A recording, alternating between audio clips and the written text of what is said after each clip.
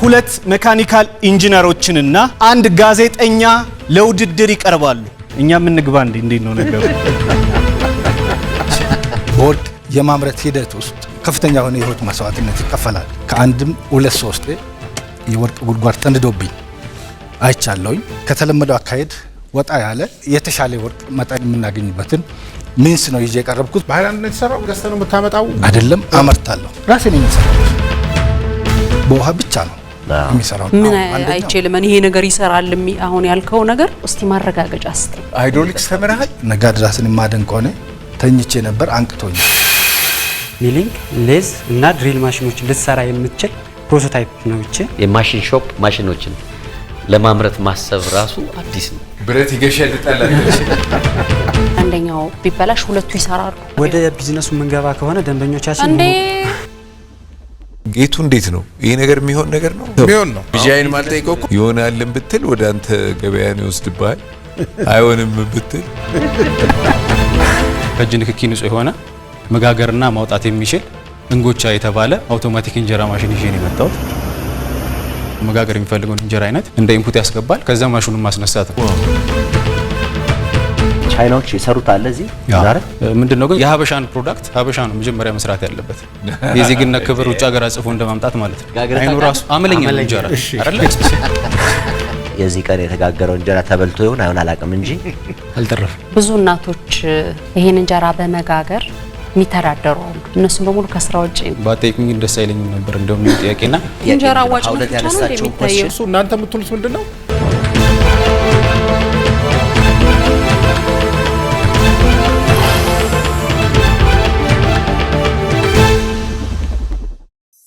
ይህ ፕሮግራም የኢትዮጵያ ንግድ ባንክ ከኢትዮጵያ ብሮድካስቲንግ ኮርፖሬሽን ጋር በመተባበር የሚቀርብ ነው። ነጋድራስ የኢትዮጵያ ንግድ ባንክ የሥራ ፈጠራ ውድድር የምዕራፍ 4 የመጀመሪያው ዙር ውድድራችን ተጀመረ። ተመልካቾቻችን ሰላም ለእናንተ ይሁን። ዛሬ 3 ተወዳዳሪዎች የሥራ ፈጠራ ሐሳባቸውን ይዘው እዚህ መድረክ ላይ መጥተው ይፋለማሉ። 5ቱም ዳኞቻችን ቦታቸውን ይዘዋል። የፕሮጀክት ሐሳቡን አዲስነት፣ ችግር ፈቺነት እንዲሁም ተግባራዊነት መመዘኛ በማድረግ አንደኛ፣ ሁለተኛ፣ ሶስተኛ ይሏቸዋል። ዳኞች ኢንጂነር ቢጃይ ናይከር፣ መሐንዲስ ገበሬና ኢንተርፕረነር፣ የኢንዱስትሪና የግብርና ማሽኖች አምራች። ዶክተር ሀውለት አህመድ በአዲስ አበባ ዩኒቨርሲቲ የአካውንቲንግና ፋይናንስ መምህርትና የሚዲያ ባለሙያ።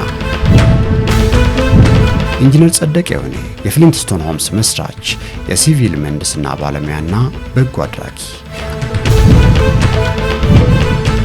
ኢንጂነር ጌቱ ከበደ የቢዝነስ አመራርና ማኔጅመንት አማካሪ፣ የቴክኖሎጂና የኬሚካል ምህንድስና ባለሙያ።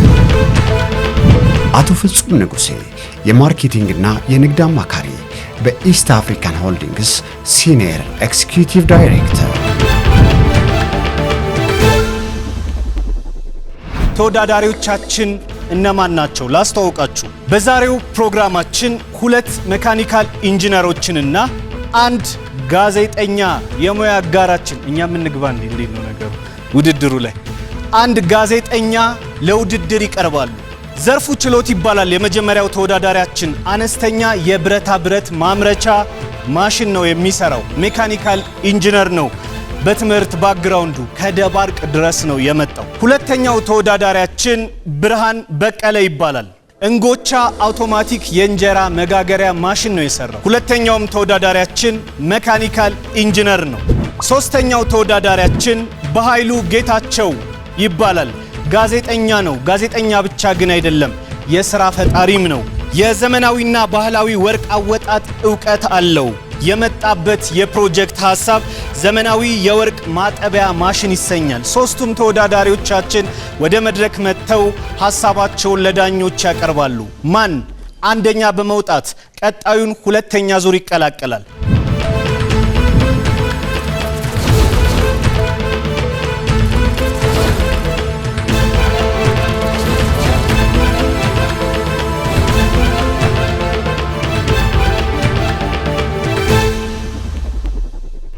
በቀጥታ ወደ ትንቅንቁ ለወስዳችሁ ነው። አቤል ኃይለ ሥላሴ ነኝ። ከትንቅንቁ ጋር መልካም ቆይታ።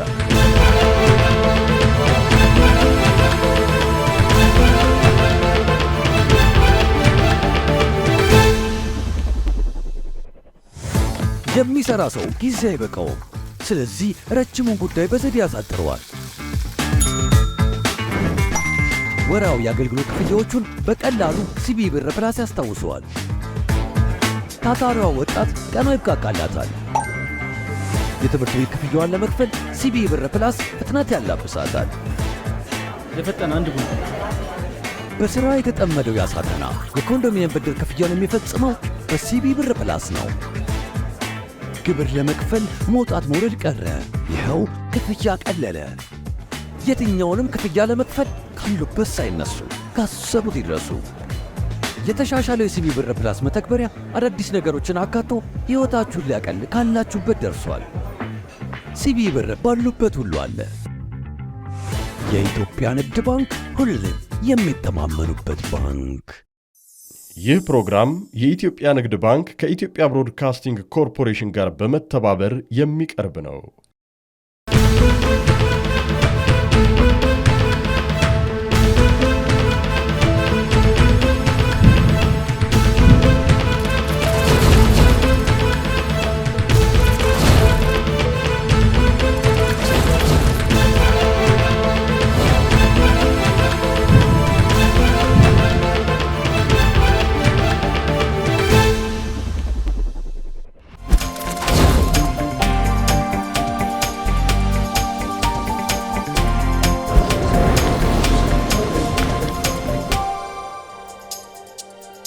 እሺ ሰላም እንዴት ናችሁ? ለአንድ ኢትዮጵያዊ ከባንዲራው ቀጥሎ መለያዩ ሆነው የሺ ዘመናት ታሪክ ከኛ ጋር የሚያሳልፈው ከ80% በላይ ደግሞ ለሚሆነው የኢትዮጵያ ሕዝብ የዕለት ተዕለት ምግብ የሆነው እንጀራ ነው። ሆኖም ግን ቴክኖሎጂን በመጠቀም ምርታማነትን፣ ተደራሽነትን ማስተካከል አለመቻላችን፣ በሌላው ሳይድ ደግሞ እናቶቻችንን አድካሚ ከሆኑ የእንጀራ መጋገር የሥራ ቀንበር መገላገል አለመቻላችን የብዙዎቻችን ቁጭት ሆኖ ቆይቷል። ብርሃን እባላለሁ፣ ሜካኒካል ኢንጂነር ነኝ። አውቶሜሽን እና የፉድ ፕሮሰሲንግ ማሽኖች ላይ ሞዲፊኬሽን በመስራት ላይ ይገኛለሁ። ዛሬ ደግሞ በአይነቱ ለየት ያለ ከእጅ ንክኪ ንጹህ የሆነ መጋገርና ማውጣት የሚችል እንጎቻ የተባለ አውቶማቲክ እንጀራ ማሽን ይዤ ነው የመጣሁት። እንጎቻን ዲዛይን ስናደርገው ለአጠቃቀም ምቹና ቀለል ያለ እንዲሆን ተደርጎ ነው የተዘጋጀው። ይሄ ማለት ምንድነው? አንድ ስማርትፎን ኦፕሬት ማድረግ የሚችል ሰው ይህንን ማሽን ሙሉ ለሙሉ ኦፕሬት እንዲያደርግ አድርገን ነው የሰራ ነው።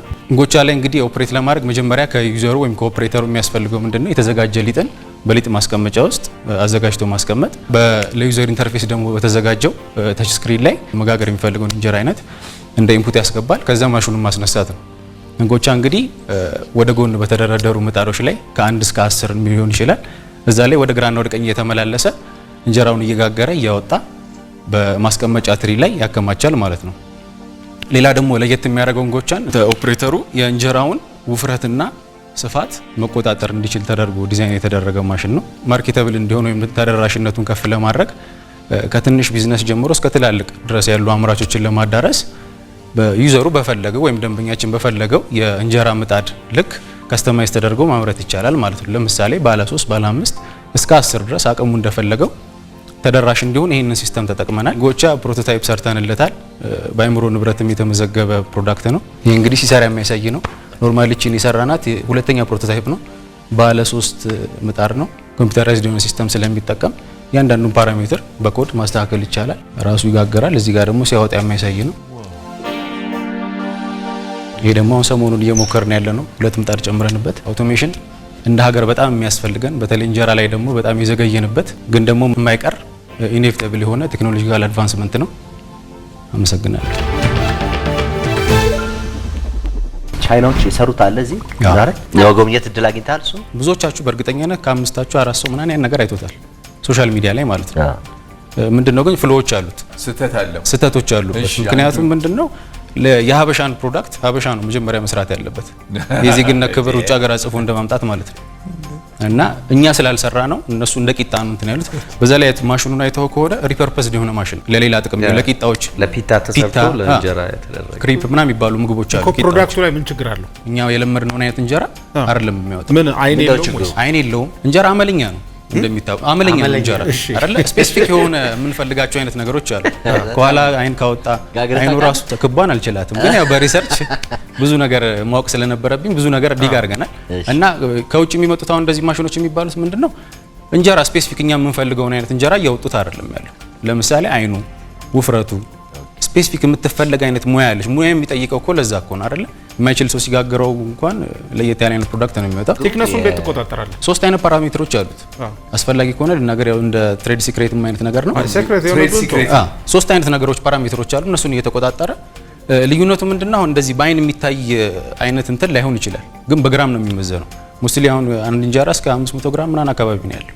አይ 300 ግራም አሪፍ የሚባለው የቤት እንጀራ ማለት ነው። በአንድ ኪሎ እሱ ያው እንደ ዩዘሩ ነው። አሁን 500 ይወጣል። እኛ የመዘነው በአንድ ስንት ያወጣል ምናምን ሳይሆን ምን ያክል ያመርታል። አንዱ ምጣድ ምን ያህል ያመርታል? በየ2 ደቂቃው አንድ እንጀራ ያወጣል። ለምሳሌ በሰዓት ስንት ያመርታል ማለት ነው? በሰዓት 30 ማለት ነው ከአንድ ምጣድ። ካስተማይዘብል ነው። አሁን እዚህ ጋር 3 ነው ያለው፣ ስታባዛው 90 በሰዓት ማለት ነው። ወደ 10 ሲሆን ደግሞ 300 በሰዓት። አሁን ግን በሪፕሌይ ነገር ሆኖ ነው ቀስ እያለ ነው የሚያወጣው። ፕሮቶታይፕ እንደመሆኑ ከዚህ በላይ ሞር አድቫንስድ ነገሮችን ስንጠቀም ሞተሮቹ ምናምን አሪፍ ነገር ነው። ቴንክ ዩ። ይሄን ችግር ያው ለስሞል ቢዝነስ እና ሚዲየም ቢዝነሶች አሉ። ይሄ እንጀራ ኤክስፖርት ለሚያደርጉ እዚህ ለሚሸጡ ምናምን በጣም አሪፍ ነው። ይኸውልህ እዚህ ጋር አንድ ችግር ስትፈታ እንደው እንድትመልስልኝ ነው። ከዚህ ቴክኖሎጂ ጋር የሚገናኝ አይደለም። አንድ ችግር ስትፈታ ሌላ ችግር የፈጠርክ አይመስልህም? ብዙ እናቶች ይሄን እንጀራ በመጋገር የሚተዳደሩ አሉ፣ ተቀጥረው የሚሰሩ እነሱም በሙሉ ከስራ ውጪ ነው የሚያደርገው አይደል? ይሄ አይሰሩም እዚህ በቃ። እስኪ እሱ ዝም ብለህ እስኪ የራስን እይታ ንገረኝ። ባጠይቁኝ ደስ አይለኝም ነበር እንደውም ጥያቄና ምንድነው ብዙ ጊዜ አውቶሜሽን የሚታማበት ነገር ምንድነው? ስራ ያሳጣል። እኛ ጋር ደግሞ ሌበር በጣም ብዙ ያለበት አካባቢ ነውና አሁን ባህላዊውን የሚሰራበትን መንገድ ስታዩ አንድ እናት ለምሳሌ እስከ 4 ምጣድ ላይ በአቨሬጅ ትሰራለች። ወርኪንግ ኮንዲሽኑ በጣም አድካሚ ነው።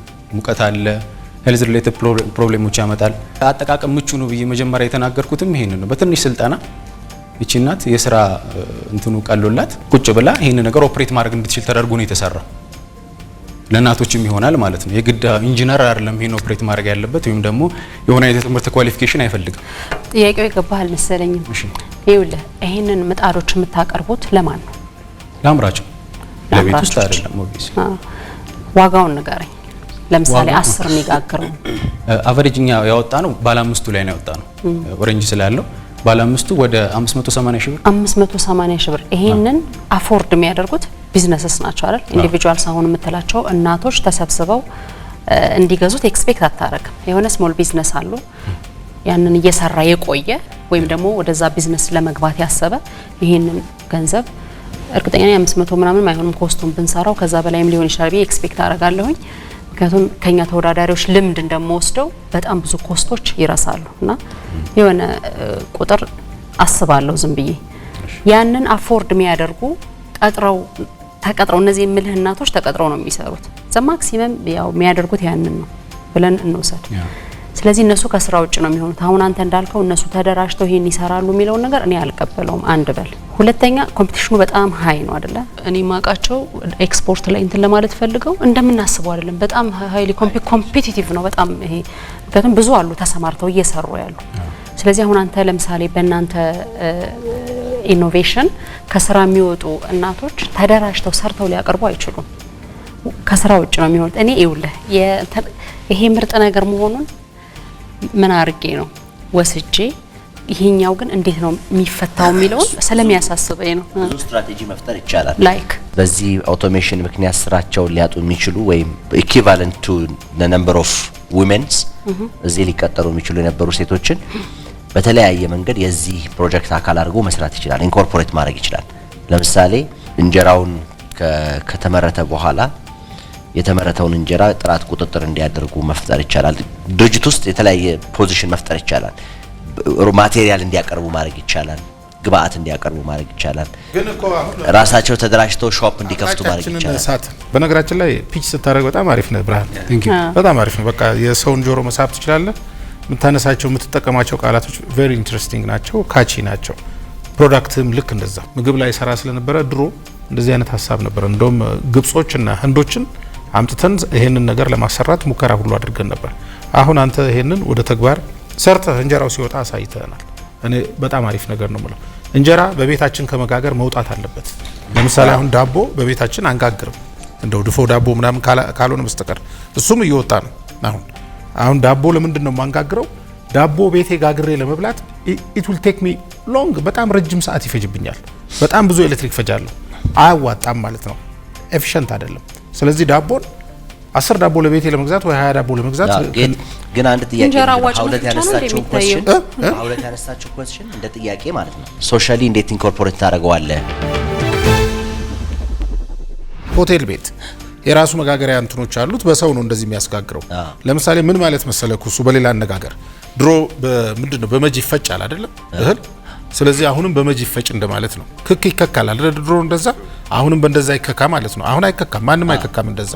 ምክንያቱም ምስር የሚከካው በመሽን ነው። ሌላው የሚከካው ቆይ ልጨርስ። እንትን እኮ ነው ምን መሰለህ ሀሳቡ እኮ ግልጽ ነው። ጥያቄው ግን ስዎት አናሊሲስ አለው አይደለም የትኛውም ቢዝነስ ሶ አንዱን ስዎት አናሊሲስ ነው ያነሳችሁ። ለምሳሌ የዚህ ቢዝነስ ትሬቱ ምን ትሬት አለው? ትሬት አይደለም ትሬቱ ለምሳሌ በዚህ ለሰዎቹ ማለት ከማን ፐርፐዝ ነው ትሬት? ቆይ ከማን ፐርፐዝ ነው ትሬት? ከማን አንግል ከማን ፐርስፔክቲቭ? ጥሩ ጥያቄ። እኛ እዛ ቦርድ የፍሊስቶን ቦርድ ላይ ጠንካራ እንደ ሀውለት አይነት ሴት አለች። መስመር ስንለቅ መስመር የምታስገባ ልጅ አለች። ምን ትላለች መሰለህ? ዘብረቅ አድርገን ሌላ ነገር ውስጥ ስንገባ ፖሊሲ ውስጥ ገባችሁ ወደ ቢዝነስ እንምጣ ትላለች። የስራ እድል ፈጠራ የፖሊሲ ጉዳይ ነው፣ ማክሮ ጉዳይ ነው፣ የማይክሮ ኢኮኖሚክስ ጉዳይ ነው። የስራ እድል ፈጠራ ግን ኢንኤፊሽንት እየሆንክ ከሆነ ከገበያ ትወጣለህ። የስራ እድል ኢንኤፊሽንት ከሆንክ ሮንግ የሆነ የስራ ፈጠራ መንገድ ነው እሱ። በኬ የሚባለው አካባቢ ከወሰድክ ከሰንዳፋ ከስራል እንደማለት ነው። ቆይ አዳምጠኛ ልመልስ። ፕሮዳክቲቭ በሆነ መንገድ ካልመጣህ በስተቀረ በኬ የሚባለው ኤሪያ ላይ ምስር እየከኩ የሚሸጡ ሰዎች አሉ። they were ይሰራሉ። አውቶሜትድ በሆነ መንገድ ነው። ኢንኤፊሽንት ናቸው። አሁን ምስር በሙሉ የሚመጣው ከየት ነው? ከውጭ ነው የሚመጣው። ከዱባይ ይመጣል፣ ከህንድ ይመጣል። ለምን? that is less costly ነው ማለት በቃ አዋጪ ነው። በጣም በርካሽ ነው የምታገኘው። አልቲሜትሊ ቢዝነሱ ሰርቫይቭ አድርጎ የሚቆይ ነገር በሙሉ በዋጋ ተወዳዳሪ፣ በስፒድ ፈጣን፣ በጥራት ደግሞ የበለጠ ሆኖ ሲገኝ ነው። የዚህ ቫልዩ ፕሮፖዚሽን ምንድነው? እኔ የገባኝን በደንብ ስለወደድኩት ጀምሮ ኤፊሺየንሲ ይጨምራል። በቃ አንድ ኤፊሺየንሲ ይጨምራል። ሁለተኛ ክሊንሊነስ ሃንድስ ፍሪ ነው አለኩ። ሃንድስ ፍሪ ነው፣ በእጅ አይነካም። ይሄ እናንተ የምትሉት ምንድነው?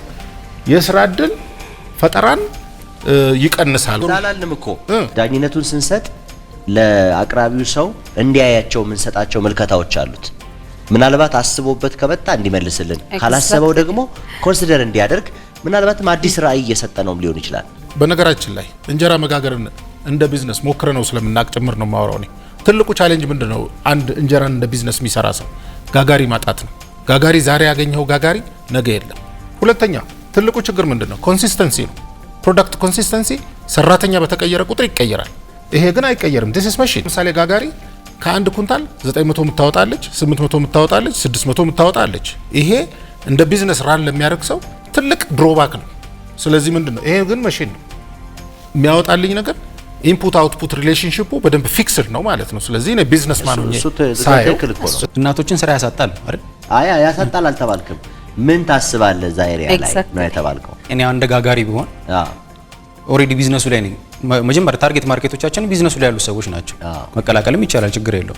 ግን ቢዝነሱ ላይ ያለ ሰው ይህንን ማሽን ሲያስገባ ምን አይነት ለውጥ ይፈጠራል ነው እዛ ፕሮዳክሽን ስራውን አቀለለው ነው እንጂ ስታፍ መቀየሩ ላይ ምን አይጠበቅበትም ብዬ ነው የማስበው ፐርሰናሊ። ስለዚህ እዛው ጋር ያለው ሰው ኦሪንቴሽን ቫሊድ ፖይንት ስለሆነ አስብበት አንተ። ይጠቅመዋል። ቢዝነስ እኮ ሶሻል ኢምፓክት ለሶሻል ኢምፓክት እኮ ገብቶኛል። እኔ ይሄ ስራ በጣም አውቶሜትድ መሆኑ በጣም አሪፍ ነገር ነው። በጣም እርግጠኛ መሆነው አብረው ሊሰሩ የሚችሉ በጣም ብዙ ሰዎች ታገኛለህ። በቀጣይ ግን እኔ ካንተ ኤክስፔክት የማደርገው በቀጣይ ትልቅ ቻሌንጅ ይገጥማል። ምን አይነት ቻሌንጅ? ቴክኒካል ፊዚቢሊቲ እናያለን፣ ፋይናንሻል ፊዚቢሊቲ፣ የማርኬት ፊዚቢሊቲ፣ እነኚህን ሶስቱን እናያለን። አዋጭነት ነው ኔክስት ስቴጅ። እንድትመጣ እመኛለሁ፣ ትመጣለህ ብዬ ተስፋ አደርጋለሁ። እኔ 100 መስጠት አልወድም። ስለዚህ 100 ብሰጥ ደስ ይለኛል። 98 ነው ብሰጥ። በዛሬ መገምገሚያ መስፈርቶቻችን መሰረት አዲስነቱም ላይ ተግባራዊነቱም ላይ ችግር ፈቺነቱም ላይ ምንም ጥያቄ ነው። ጥሩ ነገር ነው የሰራኸው። ተወሰነ የፊኒሺንግ ችግር ያለበት ይመስለኛል ፕሮቶታይፕህ። እንዲሳየው ለኤስቴቲኩ በጣም ገና ብዙ የሚቀረው ነገር አለ። ራሱ አሁን የዚህ ቀን የተጋገረው እንጀራ ተበልቶ ይሆን አይሆን አላውቅም እንጂ አልተረፈም። ማውጫው ቤልት ነው ምንድነው? ጨርቅ ነው። 85 ይቻላል። እንጀራ በጣም መርጠው ነገር ነው እንዳለ ሆኖ ዋጋው ነው። ዋጋው በጣም ውድ ስለሆነ ነው የምቀንስብህ። 75 ነው።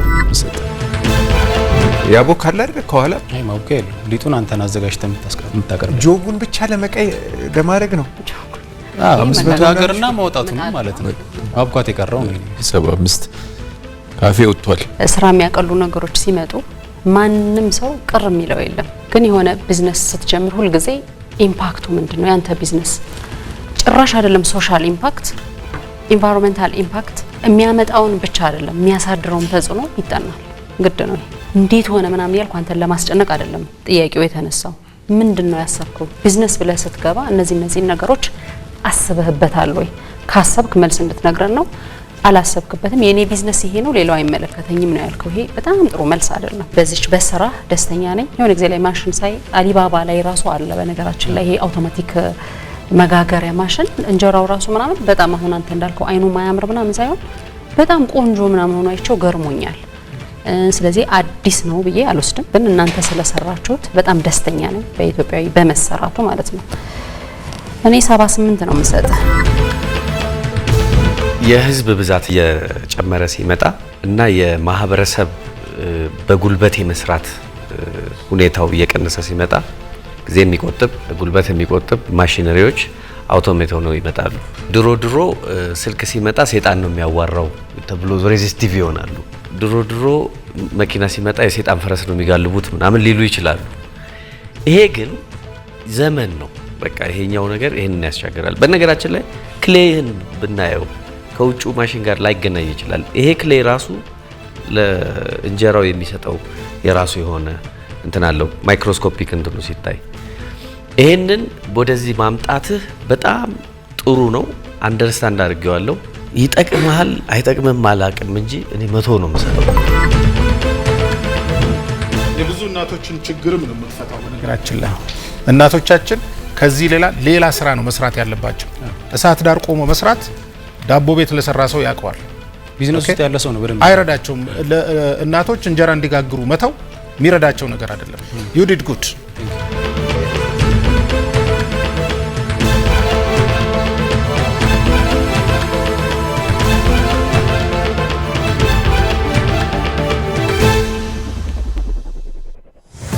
የሚሰራ ሰው ጊዜ አይበቃውም።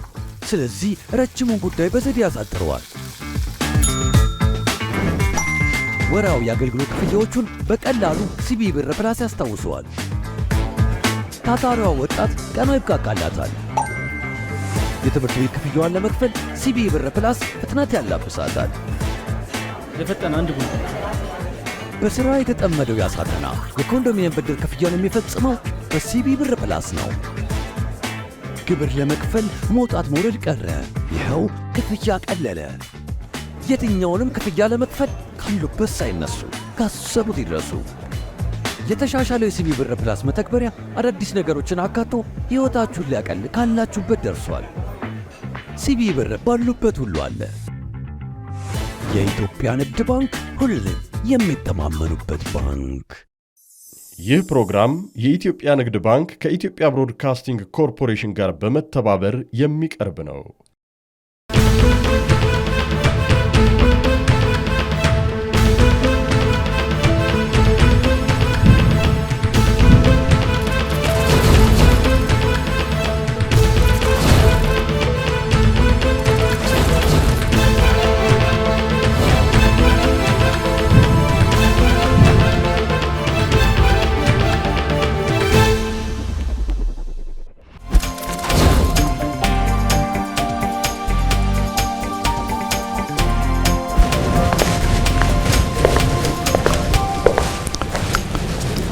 ጤና ይስጥልኝ። በኃይሉ ጌታቸው እባላለሁ። በሙያ ጋዜጠኛ ነኝ። ዲጄ መጣሁትኝ ወርቅን ከባዕድ ነገሮች የሚለይ የሚነጥልና ወርቅን በአይን እንድናይ የሚያደርግ ከብክነት ከአላስፈላጊ ነገር የሚታደግ መሳሪያ ነው። ይሄም መሳሪያ አገራችን እንግዲህ በወርቅ ማዕድን በጣም የታደለች ሀገር ናት። ወርቅን ደግሞ እንደምናውቀው በጣም ሬር የሆነ ማዕድን ነው፣ ብርቅ የሆነ ማዕድን ነው። ከስማችን ጀምሮ ከባህሪያችን ጀምሮ የምንሰይምበት ቁስ ነው ወይንም ደግሞ የከበረ ማዕድን ነው። ይሄ ማሽን ለበርካታ ዜጎች መፍትሄ ይዞ የመጣ ወይንም ደግሞ የህይወትን መስዋዕትነት ጭምር የሚታደግ ነው የሚሆነው። በነገራችን ላይ ይሄ ሞዴል ነው። ምክንያቱም ከዚህ ጋር የሚሰሩ ፓምፖች ያስፈልጋሉ፣ ውሃም ስለሚያስፈልግ የሀገራችን የውጭ ምንዛሪ በከፍተኛ ሁኔታ በወርቅም ላይ የተንጠለጠለ ነው ማለት። በሀገራችን ከ1.2 እስከ 1.5 ሚሊዮን የሚሆኑ ዜጎች በወርቅ ማዕድን ስራ ተሰማርተው ይገኛሉ። ይህንን አዲስ የሚያደርግ ነገር ምንድነው? በወርቅ የማምረት ሂደት ውስጥ ከፍተኛ የሆነ የህይወት መስዋዕትነት ይከፈላል። እኔ የዛ አንዱ ተካፋይ ነበርኩኝ። ለበርካታ አመታት በባህላዊ ወርቅ ስራ ላይ ተሰማርቼ ነበረ። ከአንድም 2-3 የወርቅ ጉድጓድ ተንድዶብኝ አይቻለሁኝ። በተጨማሪም ደግሞ ቀኑን ሙሉ ሲደከም ውሎ በተለመደው በባህላዊ አሰራር ማታ ላይ ባዶ እጅ የሚገባበት አሰራር ነበር። በዚሁ ምክንያት በስራ ሂደቴ ውስጥ በጣም ይቆጨኝና ያንገበግበኝ ነበር። ከዚህ ከባህላዊ አሰራር በገበታና በአካፋ ከሚሰራው የተሻለ ዘዴ ቢኖር ምንኛ በታደል ነበረ። ጾሜን አላድንም ነበረ፣ ጾሜን አልውልም ነበር እያልኩ ይጸጽተኝና ይቆጨኝ ነበር። ከተለመደው አካሄድ ወጣ ያለ የተሻለ ወርቅ መጠን የምናገኝበትን ሚንስ ነው ይዤ የቀረብኩት ማለት ነው። ከ60 እስከ 70% የሚሆን ወርቅ በባህላዊ መንገድ ሲሰራ ይባክናል። ይህንን ብክነት ለመታደግ ነው ማለት ነው።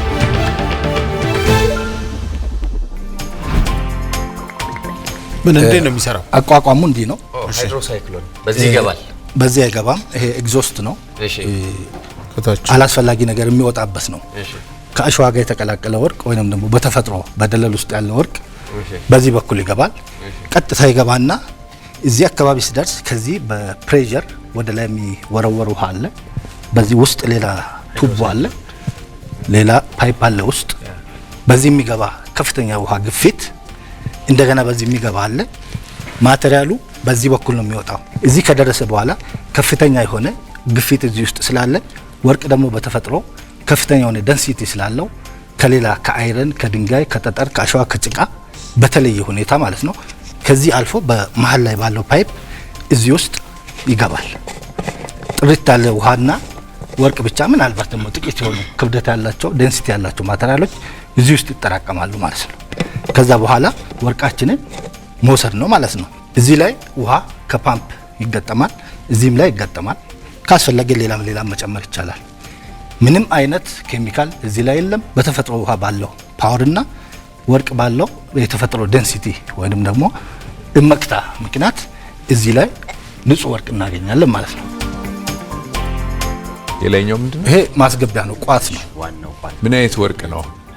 የደለል ወርቅ ሊሆን ይችላል። የደለል ወርቅ ማለት የወንዝ ወርቅ ማለት ነው። እንደገና ደግሞ በተለይ በዘመናዊ ማሽን አንዷን እንጨርስ። በብዛት የወንዝ አይደለ በገበቴ የሚሰራው የገበቴውን ስራ ሌላኛው ነው ገበቴው ማለት ነው አይደለም። በገበቴ የሚሰራው ወርቅ መጨረሻ ላይ ኩል የሚባል አለ፣ ወይም ደግሞ ፒውር አይረን ማለት ነው። ጥቁሩ ኩል ይባላል እዛ ማዕድን አካባቢ ማለት ነው። በእጅ በሚጣራበት ወቅት ታጥቦ ወደ ወንዝ ይገባል። በአይንም የማይታዩ ደቃቅ ወርቆች ስላሉ ስለዚህ ገበቴው አለ። አሁንም ያለ ገበቴም ይሰራል። የገበቴ ከሆነ የሚሰራው ገበቴውን የሚቀይረው ነው እዚህ ላይ ይገባል። በተለያየ ቁስ በአካፋና በተለያየ ቁስ እዚህ ላይ እናስገባለን። እዚህ ላይ ካስገባን በኋላ ውሃ አብሮ ይገባል። ቀጥታ እዚህ ጋር ይመጣል። እዚህ ጋር በሚመጣበት ሰዓት በዚህ የሚገባ ውሃ አለ፣ ከፍተኛ የሆነ የውሃ ግፊት። በዚህ የሚገባ ከፍተኛ የውሃ ግፊት አለ። በዚህ የሚገባው የውሃ ግፊትና በዚህ የሚገባው የውሃ ግፊት በጋራ ምን ያደርጋሉ? በተለይ ይሄ በዚህ በኩል የሚገባ ወርቅና የተለያየ ማቴሪያሎች አብሮ ወደዚህ እንዳይዘግጡ ወርቅ በደንሲቲው ምክንያት ይሄንን ጥሶ ያልፋል። አልፎ ወደዚህ ይገባል። ሌላ ጭቃ፣ ብረታ ብረትና ባዕድ ነገሮች በቀጥታ ይገፉና እዚህ ውስጥ ሰርኩሌት እያደረጉ በዚህ በኩል ወደ ውጭ ይወጣሉ። ንጹህ ወርቅ ወይንም ደግሞ ጥቂት ነገር ሊኖረው ይችላል። 100% እርግጠኛ የሆነ ነገር የለምና እዚህ ውስጥ እናገኛለን። እቺን ከፍተን ወርቃችንን ማጠራቀም እንችላለን ማለት ነው። ምንድነው ይሄን ገዝተህ ነው የምታመጣው? አይደለም፣ አመርታለሁ። እንደዚሁ በፕላስቲክ አይደለም፣ ይሄ ሞዴል ነው እንጂ ስለዚህ በብረት ነው የምትሰራው? አዎ፣ በብረትና በማይካዎች ነው የሚሰራው።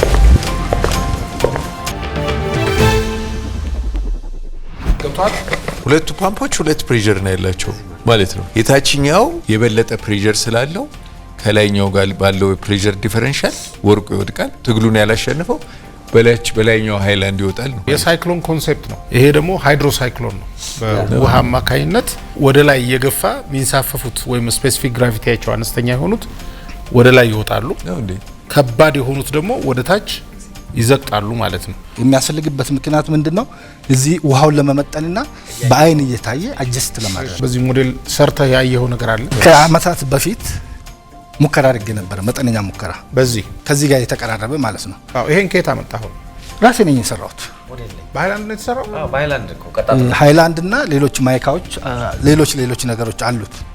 ሞዴል ነው እንደ አካባቢው። ለምንድን ነው ፊዚካሊ መታየት ስላለበት ነው፣ ውስጥ ያለው እንቅስቃሴ ማለት ነው። want to demonstrate 3D ሞዴል ቢሰራ ማለት ነው። ለምንድን ነው ያልተሰራው ራሱ ፕሮቶታይፕ እስካሁን? ምክንያቱም እዚህ ጋር ያስቀመጥከው ዋጋ ብዙም ከባድ ሆኖ አላየሁትም። ወርቅ በማውጣት ሂደት ውስጥ ስራ ውስጥ እንደተሳተፈ ሰው በሞዴል ብቻ የተወሰንከው ለምንድን ነው? ጋዜጠኛ ነኝ፣ ያው በመንግስት ስራ ላይ ነው ያለሁት ማለት ነው። ማዕድን ያለበት አካባቢ ላይ ቅርብ ስላይደለው እንደሚታወቀው እዚህ አዲስ አበባ ነው ያለሁት። እንደ ልብ መሞከር አልቻልኩም። በመሀል እጄ ነበረ ወባ ይዞኝ ነው የተመለስኩት። ማርኬቲንግ ላይ ያለ ሰው፣ ፋይናንስ የሚያደርግ ሰው ሪሊ እየሰራ ካላየ አያምንም። እኔ አሁን ይሄን ሞዴል አይቼ አላምንም። ምክንያቱም እንደዚህ የሚሰራ ሌላ ቦታ ላይ ያለውን እንደዚህ አድርጎ መስራት በጣም ቀላል ይመስለኛል። አሁን ለምሳሌ እኔ እስቲ ምን አይቼ ለምን ይሄ ነገር ይሰራል?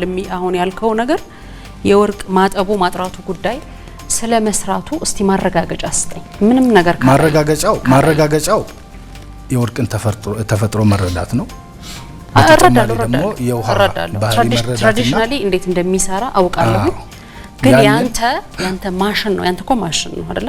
በምንድን ነው የሚሰራው ለመሆኑ ማሽኑ? በፓምፕ ነው። በፓምፕ ነው። አዎ፣ እንደሚፈለገው ስኬል አፕ ማድረግ ይቻላል በየደረጃው ማለት ነው። እሱን አሁን በጣም ማየት ነበረብን እስኪያጠራ ድረስ። ምክንያቱም አንተ ሰርተህ እንደማወቅህ መጠን እዛ ቦታ ላይ ሄደህ ያለውን ነገር ሞክረህ ቴስት ተደርጎ ሎዱን አይተን በጠጠርም ጭቃማውም ሁለቱም ይሰራል ነው ያልከው። እሱንም ሲሰራ አይተን ነው ማረጋገጥ የምንችለው። እውነት ነው። ይሄን አምናለሁ። እኔም ይሄን የማደርግበት መልካም አጋጣሚ አላገኘውም። አሁን ግን ማድረግ እችላለሁ። ካሁን በኋላ የማልፍ ከሆነ ማለት ነው በተጨባጭ የተጣራ ወርቅ አምጥቼ ወይ ደግሞ በቪዲዮ አድርጌ ብቻ ወደዚህ ማምጥቼ ላሳይ ይችላል። የሰራው ሞዴል በጣም ጥሩ ነው ብዬ ነው የምወስደው እኔ። ይሄንን ፕራክቲካል ለማድረግም አንድ ወርክሾፕ ሄደ ብታሰራው ከባድ አይደለም። እኔ ቀጥል በርታ፣ በሚቀጥለው መተባይ በጣም ደስ ይለኛል። 85 ነው የሰጠው።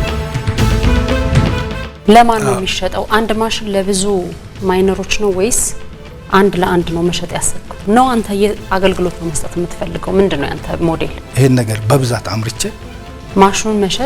ማሽኑን መሸጥና ለሚፈልጉት ማቅረብ ነው። ቀላል ነው። ከዚህም ከበድ አድርጎ በትልቅ ደረጃ ማዘጋጀት ይቻላል። ስኬል አፕ ማድረግ ይቻላል ማለት ነው። ስለዚህ እኔ አላማ የኔ ሀሳብ መሸጥ ነው ወይንም ደግሞ ማዳረስ ነው። ይሄንን ለሚፈልገው አካባቢ ወይንም ደግሞ እዚህ ባታሸንፍ ለምሳሌ ለመቀጠል ታስባለህ? በእርግጠኝነት ፋይናንስ ምንጭ ምንድነው ሊሆን የሚችለው? ኢኒሻል ካፒታል ከየት ታገኛለህ? ማሽን ስለሆነ የምታመርተው ያው ብዙ ብር ያስፈልጋል ብዬ ነው። ትልቁ ነገር ነጋዴ ራስን የማደንቅ ከሆነ ተኝቼ ነበር፣ አንቅቶኛል፣ ቀስቅሶኛል ማለት ነው። ወደ ሌላ ስራ ልቼ ነበረ፣ ቀስቅሶኛል፣ ጎትኩቶኛል። ካሁን በኋላ አለፍኩም አላለፍኩም ይሄን ነገር አላቋረጥም። ኤክሰለንት።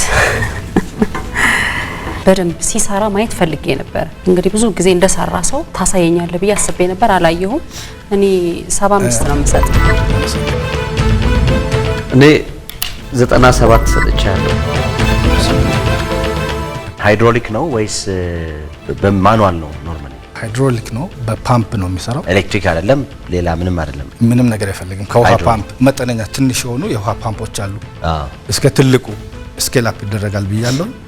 እንደሚፈልገው አቅም በውሃ ብቻ ነው የሚሰራውና የሚያገለግለው። ፊትህን የት ነው ማቀው ብዬ ስገባ የበፊት ውድድር ላይ ያለ ሰው መስለኝ ነበርና ለካ ትዝ ሲለኝ ብዙ ጊዜ ታስቸግረኝ ነበር። ኦቢኤን ነው የምትሰራው?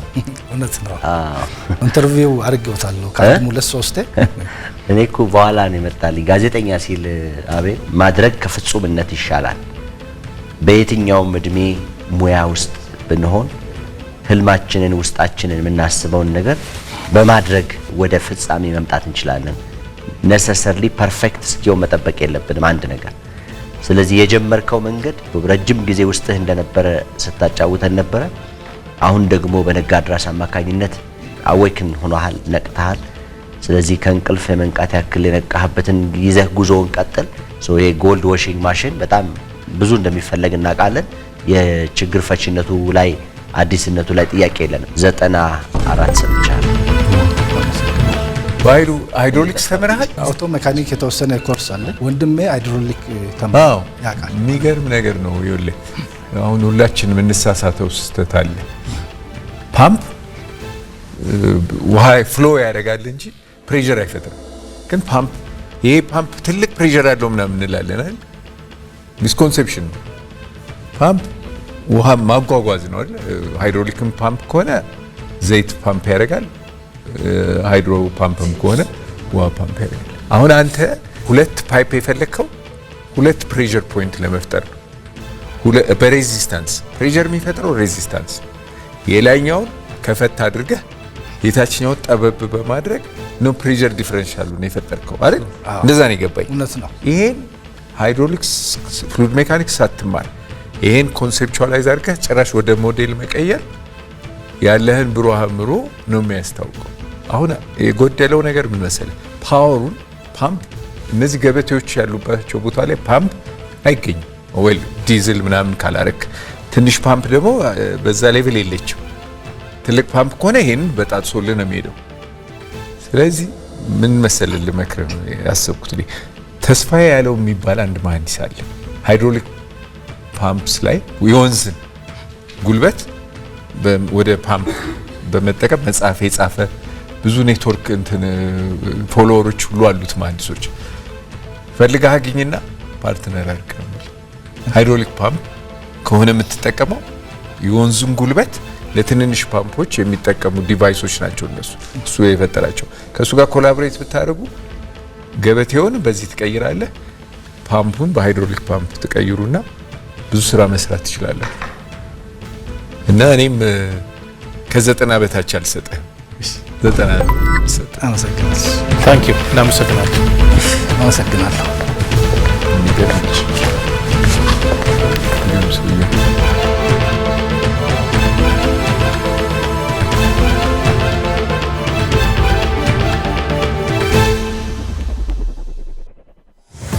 የሚሰራ ሰው ጊዜ አይበቃውም። ስለዚህ ረጅሙን ጉዳይ በዘዴ ያሳጥረዋል። ወራዊ የአገልግሎት ክፍያዎቹን በቀላሉ ሲቢ ብር ፕላስ ያስታውሰዋል። ታታሪዋ ወጣት ቀኗ ይብቃቃላታል። የትምህርት ቤት ክፍያዋን ለመክፈል ሲቢ ብር ፕላስ ፍጥነት ያላብሳታል። የፈጠነ አንድ ጉዳይ በሥራ የተጠመደው ያሳተና የኮንዶሚኒየም ብድር ክፍያውን የሚፈጽመው በሲቢ ብር ፕላስ ነው። ግብር ለመክፈል መውጣት መውረድ ቀረ። ይኸው ክፍያ ቀለለ። የትኛውንም ክፍያ ለመክፈል ካሉበት ሳይነሱ ካሰቡት ይድረሱ። የተሻሻለው የሲቢ ብር ፕላስ መተግበሪያ አዳዲስ ነገሮችን አካቶ ሕይወታችሁን ሊያቀል ካላችሁበት ደርሷል። ሲቢ ብር ባሉበት ሁሉ አለ። የኢትዮጵያ ንግድ ባንክ ሁሌም የሚተማመኑበት ባንክ። ይህ ፕሮግራም የኢትዮጵያ ንግድ ባንክ ከኢትዮጵያ ብሮድካስቲንግ ኮርፖሬሽን ጋር በመተባበር የሚቀርብ ነው።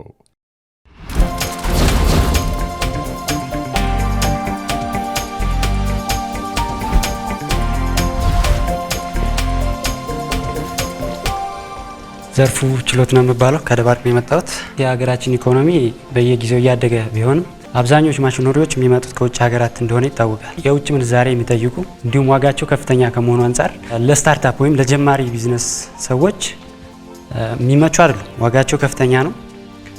ከሱም በተጨማሪ በተለያይተው ነው የሚመጡት። 3-4 ማሽን ነው የሚገባው አንድ ወርክሾፕ ማቋቋም ማለት ነው። ከዚህ ችግር አንጻር በመነሳት በራስ አቅም ዲዛይን የተደረገች አነስተኛ ያው የተለያዩ ማሽነሪዎችን አካታ ያዘች ሚሊንግ፣ ሌዝ እና ድሪል ማሽኖችን ልትሰራ የምትችል ፕሮቶታይፕ ነው። እቺ የተሰራው ሙሉ በሙሉ ከወዳደቁ ማቴሪያሎች። የማሽኑ ይሄን ይሰራል። የሌዝ ስራዎችን ይሰራል። ሌዝ ማሽን የሚሰራው ፌሲንግ ይሰራል፣ ተርኒንግ ይሰራል። ብረት ይገሸልጣል አይደል? አይ አማርኛ ለማምጣት ስለሚከብደኝ ቅርጽ ማውጣት ነው በብዛት። እነዚህ አይነት ማሽኖች የሚመጡት ተነጣጥለው ነው። ሌዝ ለብቻ ነው፣ ሚሊንግ ለብቻ ነው፣ ድሪል ለብቻ ነው። እዚህ ጋር ግን ያመጣሁት ሀሳብ ምንድነው ሶስቱን በአንድ ላይ አጠቃለው ለአነስተኛና ጥቃቅን ፕሮዳክቱ በሚመጣበት ጊዜ ደግሞ ዋጋው ከሚመጣበት በግማሽ አንሶ ነው የሚመጣው ወይም ደግሞ የምንሸጠው ማለት ነው። ለፋብሪኬሽን ኢንጂነሪንግ ሊሰሩ የሚችሉ ነገሮችን ለመስራት አንዱ የሚያግዘው እነዚህ አሁን አንተ የሰራቸው ማሽኖች ናቸው። ከውጭ ነው የሚመጡት።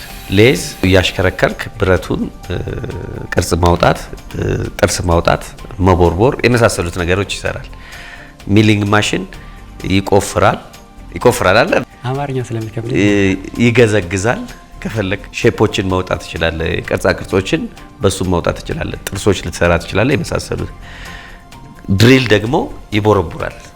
ሶ ማሽኒንግ ሊሰራበት የሚችል ግን መልቲ ፈንክሽን የሆነ አንድ ማሽን ሳይሆን ሶስቱንም ነገር በአንዴ ሊሰራ የሚችል ማሽን ነው የሰራው። ይህንን ማሽን ደግሞ ለጥቃቅንና አነስተኛ አቅርበህ ተመጣጠነ ዋጋ ሌላ ማሽንን እንዲያመርቱበት ስለምትፈልግ ነው ይዘው የመጣው። ስለዚህ ቢዝነስ ሞዴል ይሄን ማሽን እየሰሩ መሸጥ ነው መሰለኝ። አሁን ከመጣውበት አካባቢ ማሽኒንግ ሰርቪስ የሚሰጥ ሰው የለም። እሱንም እንደ ቢዝነስ ሞዴል ላስቀ። ስለዚህ እንደነዚህ አይነት እቃዎች ፕሪሲሽን ይፈልጋሉ። ጥርሱን ምኑን ኬት ታመጣዋለህ ወይስ እንዴት ትሰራዋለህ? ግብአቶቹ በብዛት ከዚሁ ከሀገር ውስጥ የሚገኙ ግብአቶችን ነው ለመጠቀም ያሰብኩት። በጀት የሚገኝ አይነት ከሆነ ከጥርስም ጀምሮ አብዛኛውን ስራ ራሳችን ለመስራት ነው ወይም ወርክሾፕ ለማቋቋም ነው አላማው። ቀላል የሚባሉ ማቴሪያሎች አሁን ለምሳሌ ዌልድ ስቲል እንጠቀማለን። ፕሌት ማለት ነው። ፕሌት በመቆራረጥ ጥርስ ለማውጣት ነው እየሞከርኩ ያለሁት ወይም እያሰብኩ ያለሁት። ከሱ በተጨማሪ ደግሞ ስትራክቸሩን ለመስራት ጋልቫናይዝድ ስቲል አለ። በሱ ነው ለመጠቀም እየሞከርኩ ያለሁት። እስካሁን ፕሮቶታይፑ ላይም ሲሞከር ትንሽ የስቴቢላይዜሽን ችግር ነበረ። እሱን ለመቅረፍ የተለያዩ ስራዎችን ሰርተናል። አሁን ፕሮቶታይፑ በሚሞከርበት ጊዜ አስፈላጊውን ያህል ስራ ሰርቷል። አብዛኛው ስትራክቸሩን የምንሰራው በጋልቫናይዝድ ስቲል ቲዩብ ነው። እሱ ደግሞ የትም ቦታ ወይም ደግሞ እዚሁ መርካቶም ላይ ሊገኝ የሚችል ነው። አሁን ለምሳሌ ሌዝ ላይ ወይም ሚል ላይ የተለያዩ ስፒዶች ለተለያዩ ማቴሪያሎች ለምሳሌ ማይልድ ስቲል፣ ስቴንለስ ስቲል፣ ብራስ ምናምን እንደዚህ ትጠቀማለህ። ጊርቦክስ ራስህ ትሰራለህ ወይስ አምጥተህ? ይሄ አንድ ጊርቦክስ አለው፣ እዚህ ጋር ሌላ ጊርቦክስ አለ። ለሌዝ ሲሆን ቶርክ ለመጨመር ነው ያሰብኩት። ከሌዙ ተነስቶ ወደ ላይ በሚሄድበት ጊዜ ደግሞ ስፒድ መጨመር ነው። ለምሳሌ አልሙኒየም ለማምረት ከሆነ አልሙኒየም ለመጥረብ ከሆነ ሌዝ ላይ እስከ 400 ድም የጠፋብኝ መጥረብ አልሙኒየም ለመጥረብ ከሆነ ሌዝ ላይ በምንጠቀምበት ሰዓት 400 አርፒኤም አካባቢ ያመጣል። በ2800 አርፒኤም ሞተር ማለት ነው። ከሱ በተጨማሪ ግን ከዚህ ዲፍሌክት አድርጎ ደግሞ ኤንድ ሚሉ ጋር ለማድረስ ማለት ሚሊንግ ማሽኑ ላይ እሱ ላይ ደግሞ እስከ 1400 አካባቢ የሚያደርግ ነው እዚህ ጋር ያለው። ለማምረት ያሰብኩት ላይ ግን 5 ስፒዶች እንዲኖሩት ከሚል ስቲል በመጠቀም ጊር ለማምረት ነው ሀሳብ። የት ነው የምታመርተው ጊር? ገና ቢዝነስ ላይ አልገባሁም። ስለዚህ ጊር ለማምረት ማቅለጫ ትፈልግ ይሆን? እሱ ሳይሆን ማሽኒንግ ነው የምንፈልግ።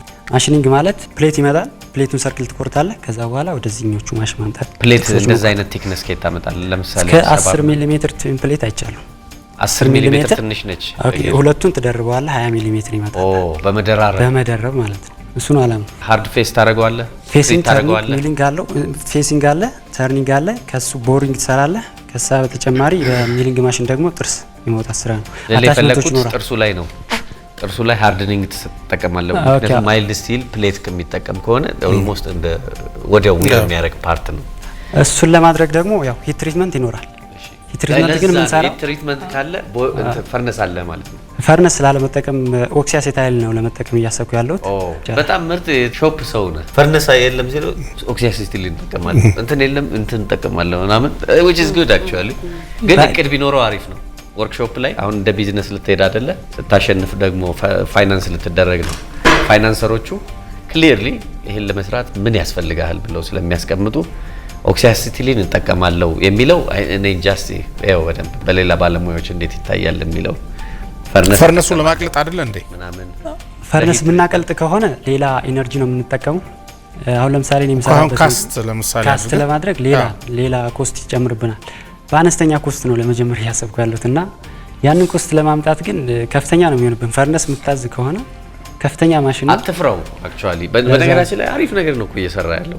ለኛ አዲስ ነው የማሽን ሾፕ ማሽኖችን ለማምረት ማሰብ ራሱ አዲስ ነው።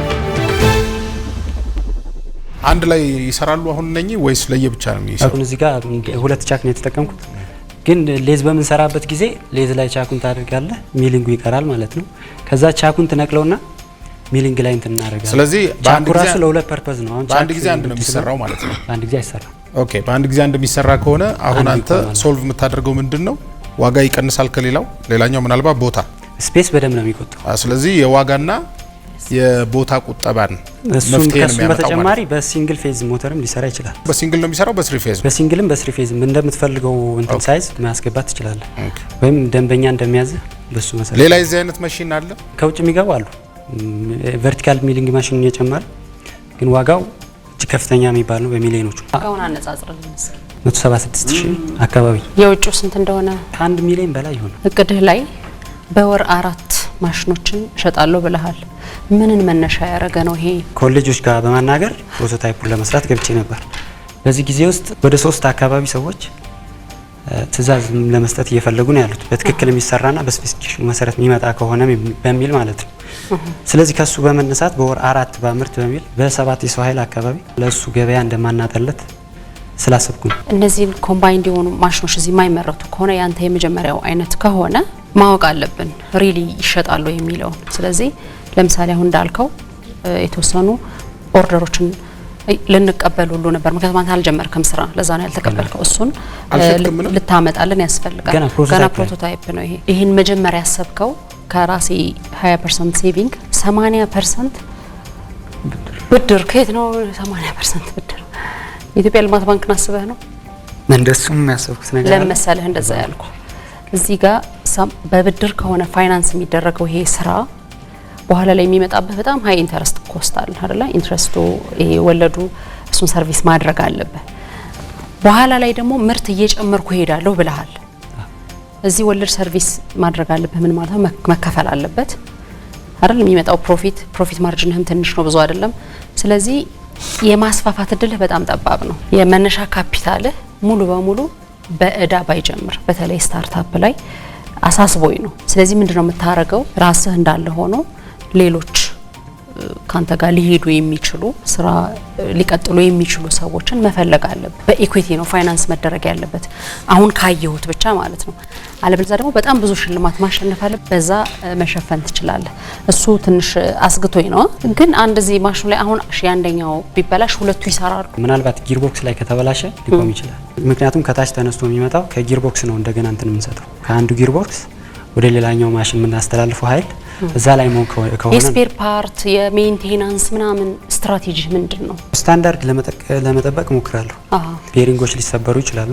እነሱ አሁን ከገበያ ቀጥታ ማምጣት ይቻላል። ሌሎቹ ግን ያው ከራሳችን ወርክሾፕ ይመረቱና ሜንቴናንስም እናንተ ጋር እየመጡ ያስጠግናሉ ነው ወይስ ትሄዳላችሁ? ለምሳሌ ሩቅ ቦታ ወደ ቢዝነሱ መንገባ ከሆነ ደንበኞቻችን እንዴ ወደ ቢዝነሱ መንገባ ከሆነ አበላሽው እኮ እስካሁን ያወራ ነው። ደንበኞቻችን በምንወስድበት ጊዜ ወይም በምናከፋፍልበት ጊዜ ሙሉ መረጃ እንይዛለን። በሚበላሽበት ጊዜ ግን ጠጋኝ ይኖረናል። እሱ ተንቀሳቅሶ ይሰራል ለማለት ፈልጌ ነው። ጥሩሽ ታንክ ዩ። መልቲ ፋንክሽን ማሽነሪዎችን ስታስብ ፋንክሽኖቹን ለምን መረጥካቸው? ለምሳሌ ማሽነሪዎቹን ማምረት ወይ ደግሞ ሌሎች ዲዛይኖችን ልሰራ ትችላለህ። መጨረሻ ላይ ግን ወደ ማምረት ነው የምትመጣው። ዲዛይን ሰራ ወደ ማምረት። ይህንን አይነት ሂደት ለመሄድ ሞክሬ ነበር፣ ሌሎች ፕሮጀክቶችን በመስራት ማለት ነው። የማሽኒንግ ኮስት ከፍተኛ ነው። ከደባርቅ ተነስተን ጎንደር ነው የምንመጣው ለስራ ማለት ነው ለማሰራት። ከሱ በተጨማሪ ያው ስራበት የምለው አካባቢ የ5 ወረዳዎች መካከል ምንም አይነት የማሽኒንግ ሰርቪስ የለም። ስለዚህ ገበያው ክፍት ነው በማሽኒንግ ሰርቪስ ብቻ ማለት ነው። ሶ ይሄንን በማሰብ እስኪ በራሴ ለመሞከር ያህል ስገባበት ከሰዎች አስተያየት መምጣት ጀመረ ማለት ነው። ይሄን ማሽን እንፈልገዋለን የሚል ነገር። ፕሮቶታይፕ ብቻ ነው ወይስ ፕሮቶታይፕ እያለ እኛም ቢኖረን የሚል ነገር ሀሳብ መጥቷል። መቼ የሰራው ዲዛይን ለማድረግ ወደ 3 ወር አካባቢ ፈጅቶብኛል። ፕሮቶታይፑን ለማምረት ኦልሬዲ ስክራፕ ነው ብያችሁ። መቼ ጀመርከው? መቼ ጨረስከው? 9 ወር አካባቢ ወስዷል እስካሁን እኮ። መቼ ጨረስከው? አምና የጨረስከው? የጨረስኩትማ አሁን ሰሞኑን ነው የጨረስከው። ኦኬ። ብቻህን ነው የምትሰራው? እስካሁን ብቻዬን ያለሁት። ወደፊት እስኪ ሰዎች ለመፈለግ ሞክራለሁ። እሺ። በቀጣይ እንግዲህ ያው ለማርኬቲንጉም ለምኑም ራስን ኦርጋናይዝ አድርገህ መስራት ይጠበቅብሃል። ምክንያቱም ሁሉን ነገር ራስ መስራት የለብህም። እኔ ማውቀው ማሽን ድሮ የጣሊያን ነው ጥሩ የቻይና አትግዛ ሲሉን እናውቃለን። በኋላ ትንሽ ቆየና የቻይና ነው ጥሩ ይሄን እንዳትግዙ ደግሞ መባል ጀመረ። አሁን የህንድ ነው ጥሩ እገሌን አትግዙ ደግሞ መባል ተጀምሯል እዚህ ሀገር ሲሰራ መሰለኝ። እና ጌቱ እንዴት ነው ይሄ ነገር የሚሆን ነገር ነው? መጀመሪያ ምን ይመስላል? የሚሆን ነው ቢጃይን ማለት እኮ አንተ ራስህ ስለምትሰራ ነው እንደዚህ አይነት ይሆናልን ብትል ወደ አንተ ገበያን ይወስድብሃል። አይሆንም ብትል ምንም አጣብቂ ነው። እሱ ለራሱ ያደላል። የሚያዋጣ ነገር ነው ወይ? ስንት ነው? 170 ሺህ ብር ነው እስከ 170 አካባቢ አይደል? አንድ ቁጥር ላይ ሌዚንግ ነው ያልከው አይደል? ሁለተኛ ቨርቲካል እና ሁለትና ሶስት ቨርቲካል እና ሆሪዞንታል።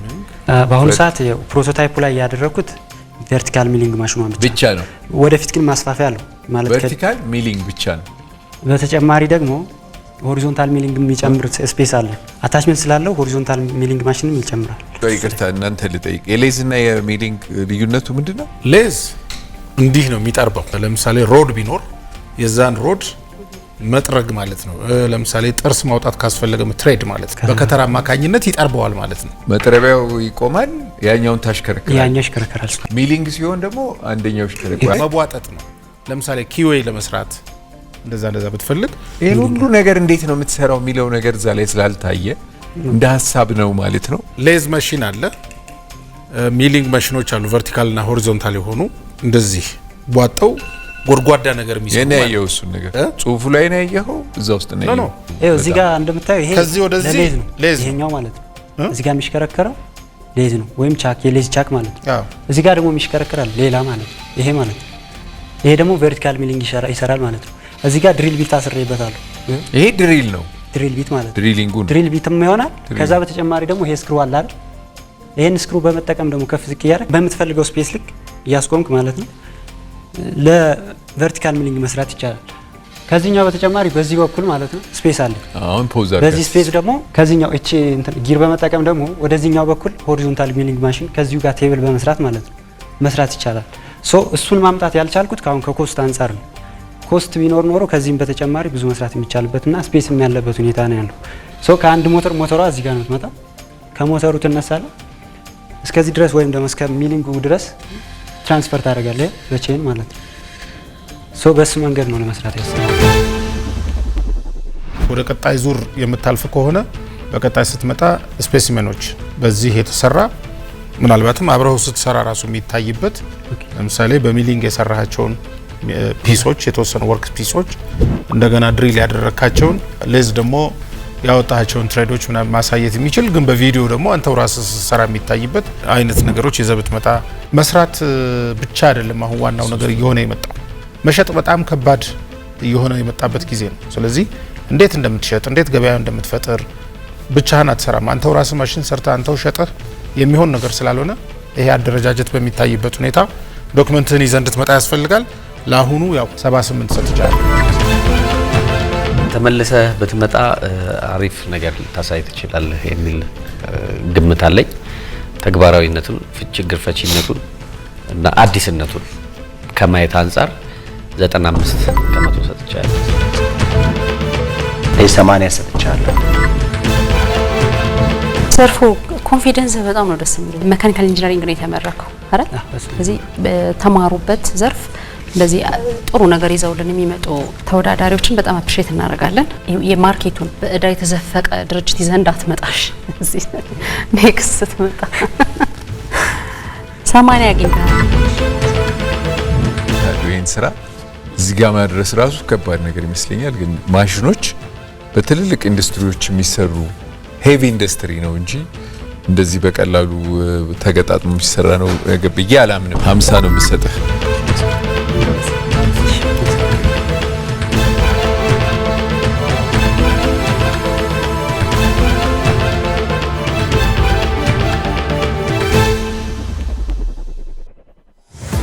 የሚሰራ ሰው ጊዜ አይበቃውም። ስለዚህ ረጅሙን ጉዳይ በዘዴ ያሳጥረዋል።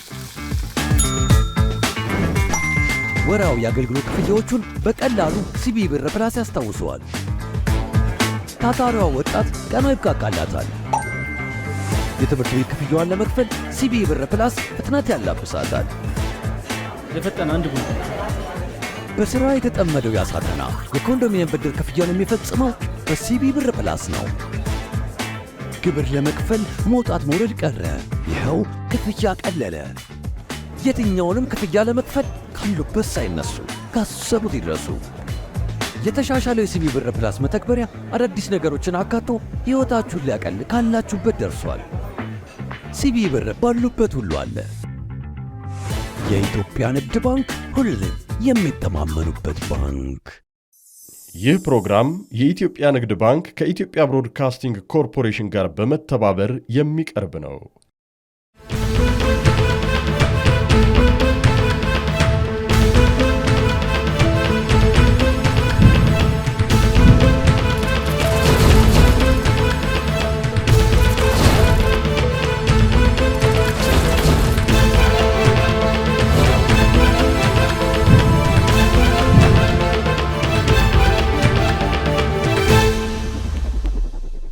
ከፍተኛ ፉክክር የተካሄደበት ነጋድራስ የኢትዮጵያ ንግድ ባንክ የምዕራፍ አራቱ የመጀመሪያው ዙር ውድድር እንደተመለከታችሁት ነበር። ማን አንደኛ በመሆን ወደ ቀጣዩ ሁለተኛ ዙር ያልፋል? አሁን የሚታወቅበት ሰዓት ነው። ተወዳዳሪዎቹ ውጤታቸውን ለማወቅ በጉጉት እየጠበቁን ነው። እባካችሁ ወደ መድረክ። ቅድም ብርሃን የፒያሳ ያራድዬ ልጅ ነኝ ነው ያልከው? ያራድዬ የመሃል ፒያሳ ልጅ ነው፣ የአዲስ አበባ ልጅ ነኝ ብሏል። ከደባርቅም እንዲሁ ዘርፉ ችሎት መጥቷል። ጋዜጠኛው የኦቢኤን ጋዜጠኛው በኃይሉ ጌታቸው እንዲሁ የፕሮጀክት ሀሳቡን አቅርቧል። አሁን ውጤታቸውን ልናሳውቅ ነው ተመልካቾቻችን። የፕሮጀክት ሀሳቡ አዲስነት፣ ችግር ፈቺነትና ተግባራዊነት መመዘኛዎቹ ነበሩ። ማን ወደ ቀጣዩ ዙር ያልፋል? ሶስተኛ የወጣውን ተወዳዳሪ ነው የምጠራው። በዛሬው የመጀመሪያ ዙር ውድድራችን 76.6 ያህል ከመቶ በማምጣት ሶስተኛ በመሆን ያጠናቀቀው ዘርፉ ችሎት ነው። እጅግ አድርገን እናመሰግናለን። ዘርፉ ማሽንን ማምረት የሚችል ማሽን ነበር ይዞልን የመጣው።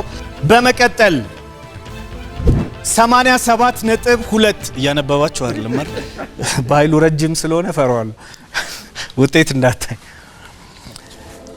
በመቀጠል 87.2 ያህል ውጤት በማምጣት በአንድ ነጥብ ልዩነት አንደኛ የወጣውን ተወዳዳሪ ነው የምጠራው። የኦቢኤኑ ጋዜጠኛ በኃይሉ ጌታቸው እንኳን ደስ አለ። ነጋድራስ የኢትዮጵያ ንግድ ባንክ የሥራ ፈጠራ ውድድር ስራ ፈጠራን እንዳልተወው አንቅቶኛል ብሏል። ወደ ቀጣዩ ሁለተኛ ዙር በማለፍ ስራ ፈጣሪነቱን አረጋግጧል። እንኳን ደስ አለ። ይህ ማለት ሁለተኛ የወጣው ተወዳዳሪያችን 87.2 በማምጣት የአዲስ አበባው የፒያሳው ልጅ ብርሃን በቀለ ሜካኒካል ኢንጂነሩ እንጎቻ የተሰኘ አውቶማቲክ የእንጀራ መጋገሪያ ማሽን የፕሮጀክት ሀሳብ ሁለተኛ በመሆን አጠናቋል። እንኳን ደስ አለ ብርሃን።